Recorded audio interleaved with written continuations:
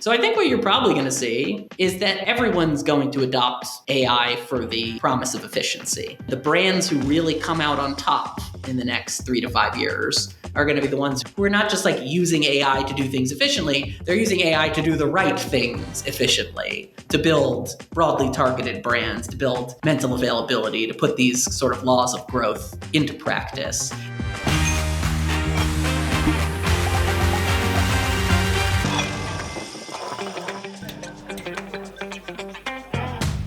What are you watching at the moment, and what would you recommend for the audience? Well, I have 2 young children, so I'm watching a lot of Paw Patrol. I've been watching a lot of PJ Masks. I've been watching a lot of asinine YouTube videos of kids playing with Paw Patrol toys. Now, the only thing I told you I'm a sci-fi nerd, so there's a new show that is Dune. That's the prequel to Dune. I think it was 6 episodes. The 5.5 first episodes were like incredibly boring, but then it got really good in like the last 30 minutes of the season finale. That's the last show I watched. Dune Prophecy, I think it's called on HBO. Welcome everybody to the latest episode of SpeakEasy. Today I'm joined by Peter Weinberg. Peter is the co-founder of Evidenza. Before that, he had spent 11 years at LinkedIn, co-founding the B2B Institute and developing the platform that helps shape the future of B2B. As I mentioned, he's a co-founder of Evidenza alongside John Lombardo. It's a very exciting business, synthetic research, and a business that we've been working with over the last year. Contrarian by nature, from what I've seen, he now likes to pick fights on LinkedIn, a la Mark Ritson. Time to time. But someone I've always enjoyed listening to in terms of his opinions, visionary advice, and just how he sees the marketplace. And clearly, so launched a new company, had a baby, clearly hates sleep.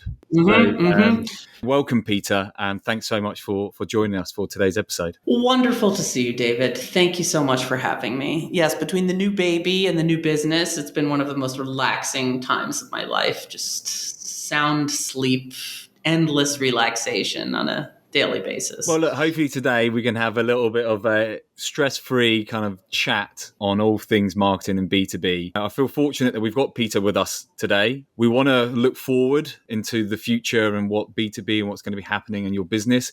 But before we do that, we're going to look back first. That gives us an opportunity to share a drink. And Pete, I'm going to hand it over to you to select what drink we have on our first round. I think we'll start with the Don Draper Special, the old-fashioned. This is from Golden Rule, who create these very small but mighty, I think it's a fair way to describe these ones. Cheers. Cheers to you, Peter. Thanks for joining us.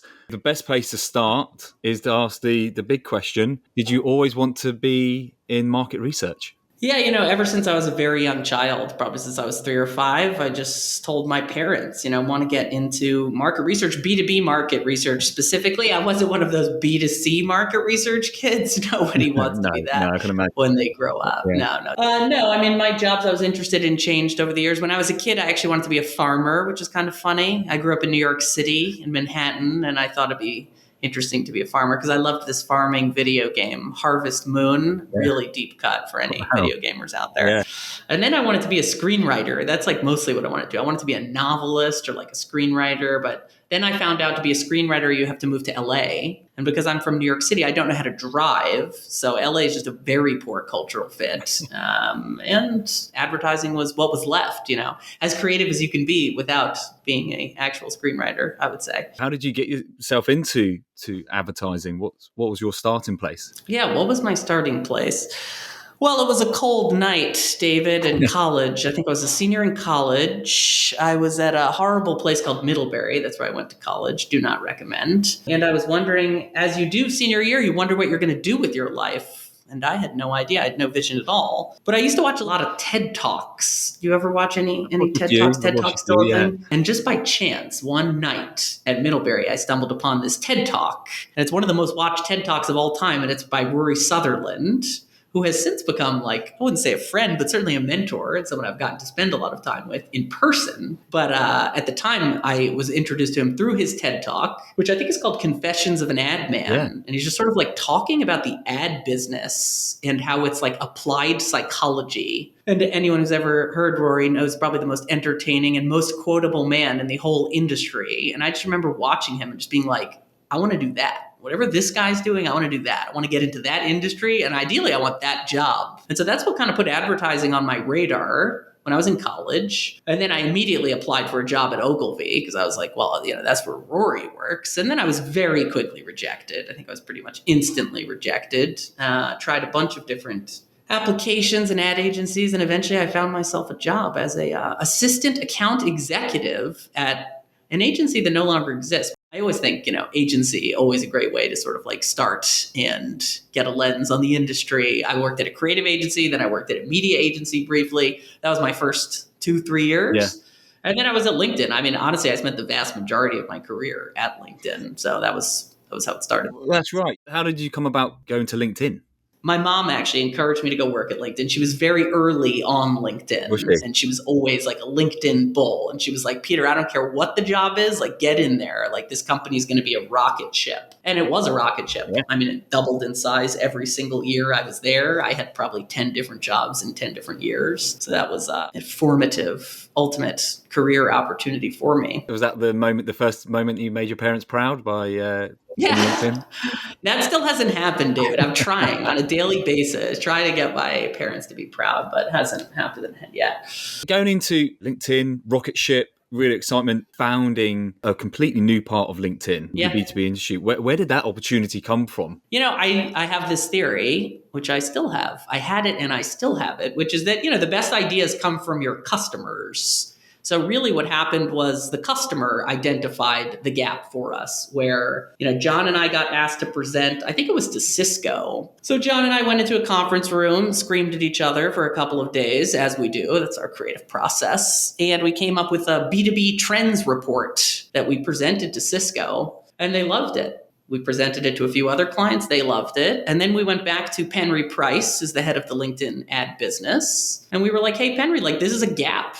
Clients don't want just like our media pitch. They want a perspective on B2B. And why don't you let us sort of create that full time? And we started to realize how much further it would go if we sort of like incorporated and put a brand behind it, which is one of the great themes of our research, how important it is to actually have a brand. You going back with all this research, is that the big focal point for you? Convincing B2B brands to take brand more seriously, to focus more on it? Yeah, it is, David. I mean, honestly, if you go back and look at the 5 years of empirical research we did at the B2B Institute, we were essentially just saying the same thing over and over again in different ways with different data sets, which are you got to invest in brand in B2B. It's the driver of financial performance. And I like to think we kind of filled a hole in the industry where, people knew that, like people knew brand was important, but the people who believe in brand, the brand builders, they often didn't have sort of empirical research to point to. They were very much outgunned by our brethren at the bottom of the funnel, the lead gen people who have their spreadsheets and cost per lead and metrics. The brand people didn't really have that, and they really needed that. They needed empirical evidence that showed you make an investment in brand, here's the sort of financial results you can expect. And we tried our best to provide that. And I like to think progress has been made. I mean, I certainly think you see more investment in brand than you did in before. I can point to more and more examples of B2B organizations that are doing great brand work.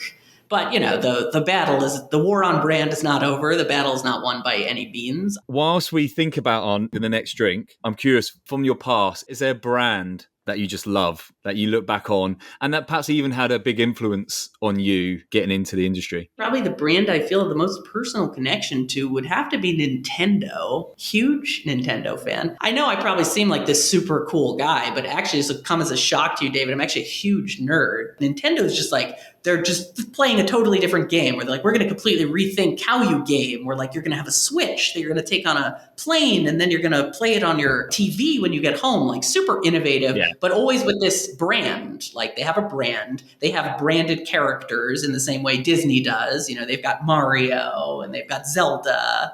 And they've got this whole sort of pantheon of characters and brands. It's a brand I have a personal connection to. I think it's a very well-managed brand, and I think you'll see a lot of best practices there. Let's move on to our second drink, which is all about talking about the now. Here's a cheers to the now. This is an opportunity to talk very much about what you're up to now. So the idea of Evidenza, where did it come from? What was the inspiration? And I guess, why now? Yeah, listen, it's a crazy idea. It's less crazy than it sounds once you actually start doing it. But Mm. essentially, what we do is synthetic research. That's what Evidenza does. And it's a kind of very particular application of generative AI. And what we do is market research. So essentially, you take an audience, like CEOs of companies with more than 1,000 employees in the manufacturing industry. So you take a very specific audience, and then you build a synthetic sample. So what does that mean? It means AI generated copies of customers. We call them impersonas. So like it's not real David, it's AI David, but with all the very particular characteristics of David, works at a big agency in San Francisco, right? With very specific demographic, firmographic criteria. And you get thousands of those impersonas. And then what you can do is research against the synthetic sample. You can do qualitative research. So you can literally do like a focus group with synthetic respondents, a focus group on demand.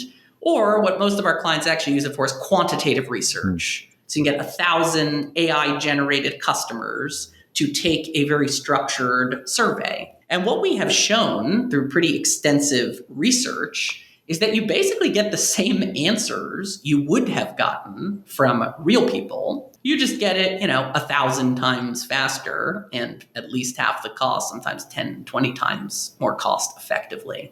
So it really is a research renaissance, a revolution in how you do market research, and a very, very particular application of AI. And we've been doing that for a year. It's gone very well. We have about 70 customers. They are the biggest brands on earth, big B2B brands mostly, but we also have some very, very big B2C brands as well. And that's the Evidenza business, the synthetic research business. Coming up with the idea of the business, it sounded like it was almost like a eureka moment, very much driven by your clients and their need. Was it the same with Evidenza? Is this something that you and John had seen? It was. It goes back to the theme. All the best ideas come from your customers, which is why having customer research and the customer on demand is so important.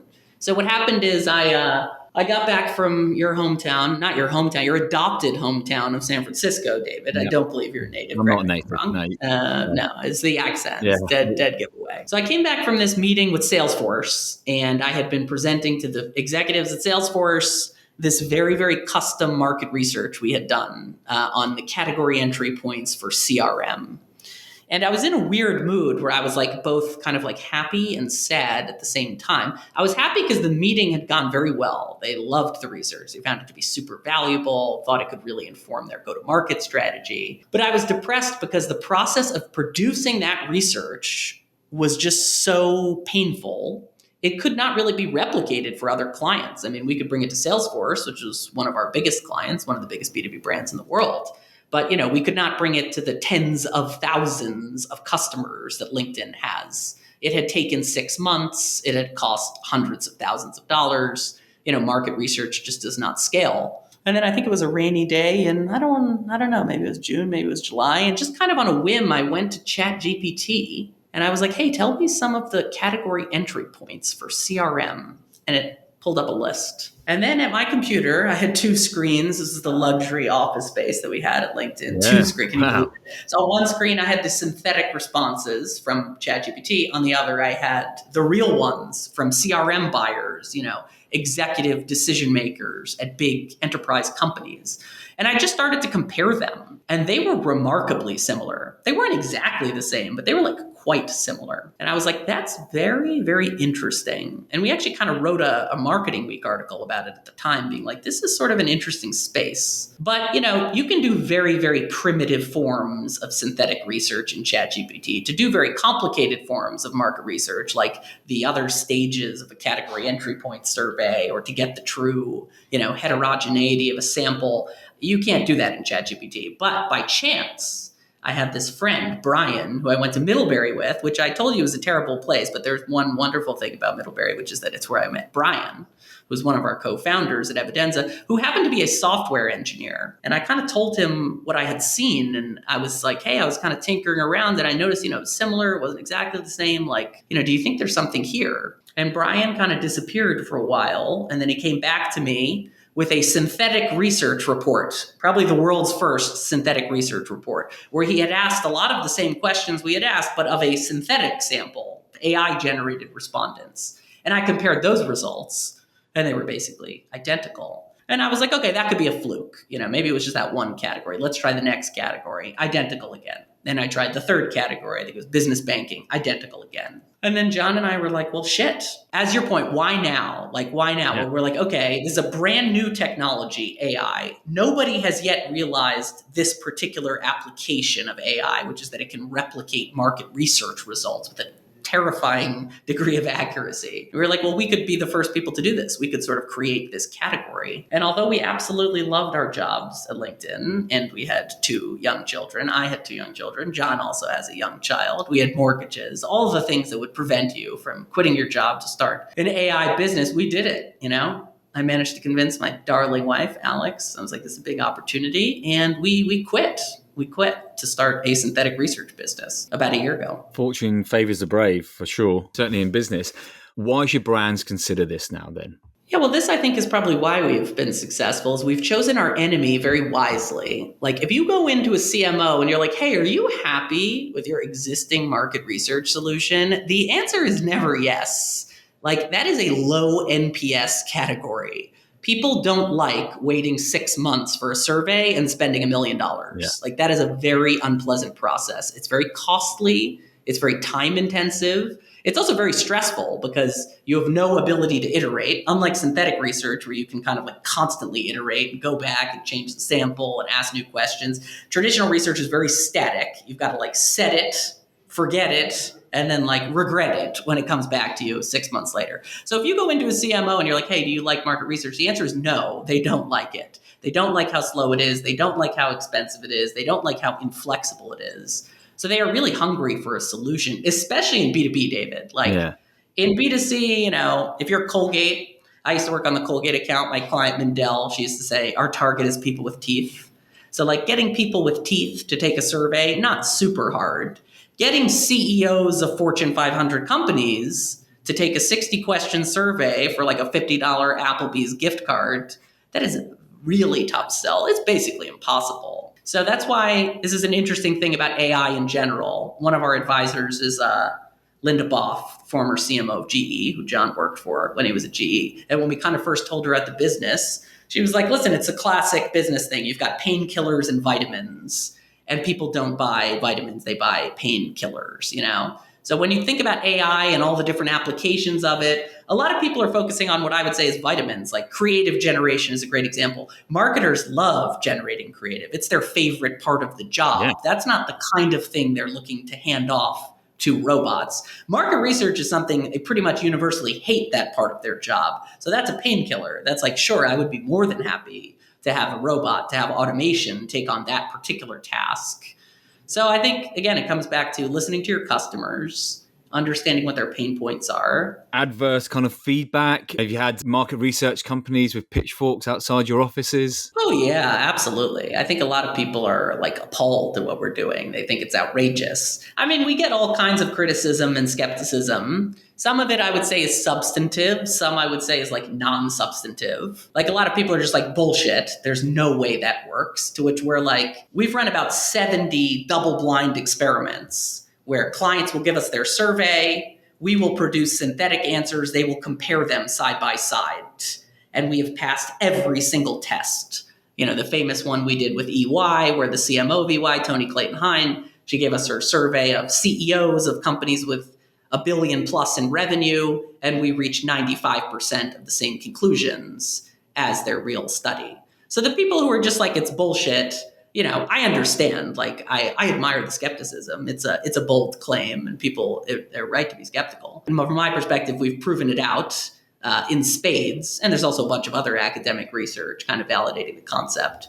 So there's like unsubstantive critiques and there's substantive critiques, but that's the opportunity. You mentioned contrarian at the start. Like the most valuable ideas in business are contrarian ideas. They're ideas that people don't really agree with, because that's where you can find a competitive edge. If everyone already thinks what you're doing is a good idea, then there's going to be enormous competition. That's a recipe for average returns. the only way to get above average returns is to be contrarian and right. And I like to think we, along with our 70 absolutely wonderful clients who've taken a chance on us and really helped us both iterate on the product and put it to work and use it to inform their go-to-market strategy, we have proven it's contrarian and right, and eventually it will be consensus. Yeah, congratulations to you and John for creating this business that's had such immediate impact. Thank you, David. Thank you. And thank you for all your support over the past year. Well, hopefully more. Great partners to us. As we go on, we learn more about how to use your platform to its full capabilities. Ready for our final section? The boss fight? Yeah. I wouldn't say I was probably at my most coherent at 5 p.m. on a Friday, and then you've put two incredibly boozy drinks in front of me. That's probably all go downhill from here. But I guess that's the point. That's the premise of the podcast. It's part of the challenge. Yeah, it's a challenge. It's a podcast and a drinking game. I mean, hopefully nobody goes to the pub on a Friday and talks shop. Me and John do, David. That's all we do. Right? So That's all we talk about. Arguing away about the future of B2B brand, and that's where our next section is going to take us. Spicy mezcal margarita. Perfect. So talking about the future, let's get some outlandish visions out of you here. What's the future of B2B? What do you think is going to happen in the next 3 to 5 years? Yeah, I don't like to predict the future. John, my beloved work husband, also likes to say that the advertising industry has too many futurists, not enough historians, which I think is true. But, we're in the AI business, and there's certainly a futuristic element to it. And I'm a big fan of science fiction, so I don't mind dabbling in a bit of speculation. I mean, I think this is kind of the way I see it, David. You've got two revolutions that are kind of converging. You've got the marketing effectiveness revolution, which is this sort of wholesale rethink of how brands grow.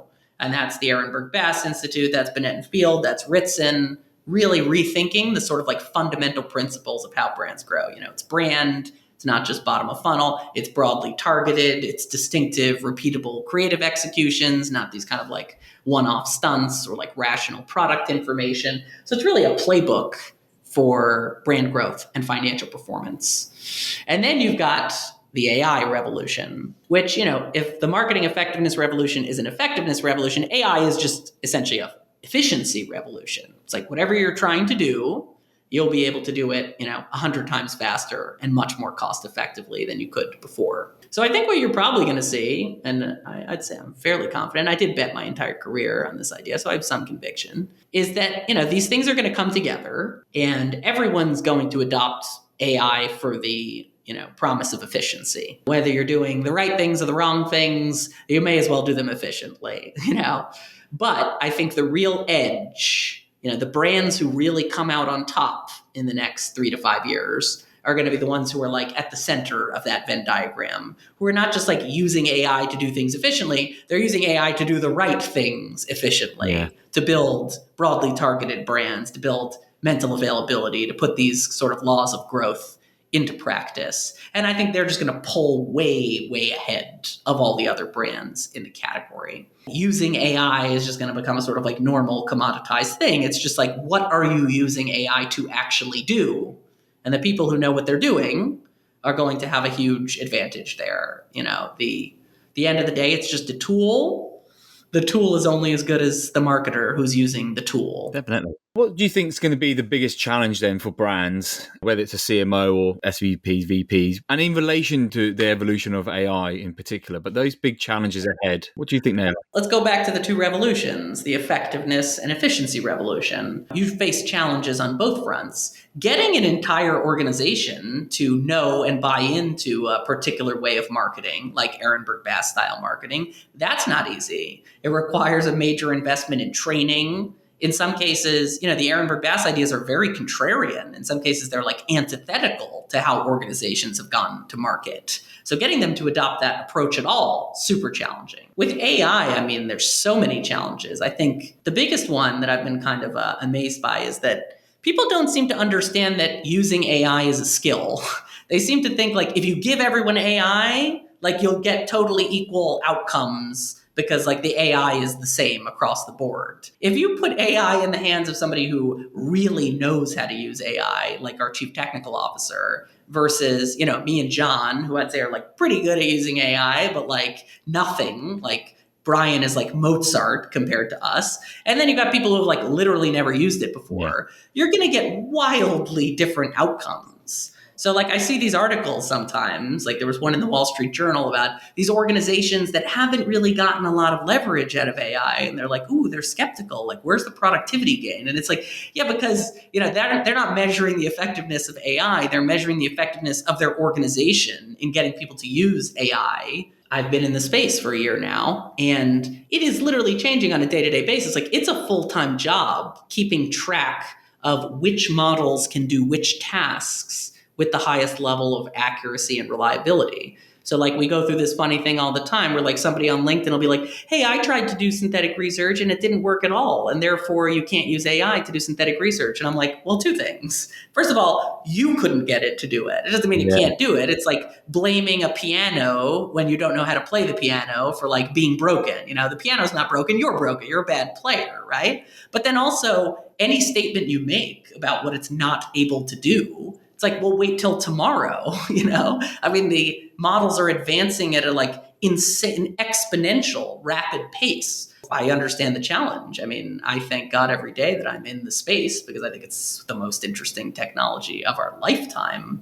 But, if you're somebody with a full-time job that isn't in AI, staying on top of it, what it can do and what it should do, those are both like those are serious challenges. Well, I get it. You can buy cocktails in a can, or you can Yes, make really good cocktails. exactly. A master mixologist versus whatever we are, David. It's a Well, sad imitation of we are that. just enjoyers of the drink. Are there any brands? So we talked about ones that you've got, a nostalgic feel good. Are there any brands out there at the moment you feel who are just doing really well at the fundamentals, right? Great brand building, consistency in their messaging, their creative. Is there anyone that stands out to you? Yeah, there's a lot. And it's, I used to only have Salesforce as my example. Now I think it's a lot broader. I mean, just to give you one example, the person who's doing all the brand work at Salesforce, Colin Fleming, is now the chief marketing officer of ServiceNow.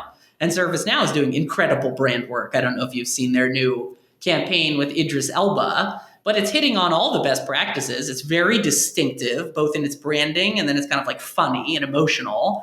And it's very much tied to category entry points. So it's like use ServiceNow AI for this, for that, for HR service delivery, for, customer service, for IT operations. There's storytelling about what AI can do in different category entry points with a very distinctive and sort of hilarious flair. And they are a client of ours, of course, which is part of the reason I'm so delighted to be working with them. But, they're doing incredible brand work. And they're just one of, many brands. Sometimes it feels like we ignore that because B2B is so focused on the now, on the leads, the demand that's being generated. And I get it. You don't want to lose that focus, but that balance of building your brand with not just only people who are in the job today, but tomorrow. So if you're in the memory generation business, which is actually the business every B2B and B2C brand is in, then you need that kind of like fun, feel good, emotional creative that gets you laughing or crying, or there's many different ways to execute on that particular strategy. But, that's how you build memories, and memory generation is the most effective form of lead generation by far. I'm a big believer in creating attention at the right moments that then feeds demand. If someone has got your attention, whether it's cognitive, whether it is emotional, it's something that aids recall to that moment of time. Attention, criminally underrated as a metric. Shout out to Dr. Karen Nelson Field, who's probably the world's leading expert in attention, former Ehrenberg Bass. But another thing I love about attention is that it's a shared metric across creative and media. So in other words, like attention is partially a function of how good the creative is. It's also a function of like how good the media is. And is it uncluttered? Is it taking over the whole screen? Like, do you have a quality environment in quality creative? And if you pair those things, then you get high attention, which ends up being highly correlated with sales outcomes, because when you pay attention to something, you remember it. When you remember something, you buy it. So it is this sort of like incredible metric that I see very, very few people actually tracking or paying attention to. Or even gets it doesn't even get the media that it deserves. Well, I want to take this opportunity again to thank Peter for joining us today. Yes, thank you, David, for having me. Anytime. And I'm sure we'll see you in Cannes, if not before. Yes. Perhaps we'll do a little special recording bring John along as well, and a couple of... No, we don't need him, David. No, we don't He need him. doesn't edit. We'll bring synthetic John. How about that? We'll That bring would be real great. Peter synthetic John. Well, there we go. The first synthetic John on an interview. But it has been great. Thank you. And I hope everybody has enjoyed this as much as I have. As I said at the start, we're going to be covering a lot, and I think we definitely did. Cheers, David. Thanks again. Thanks, Peter.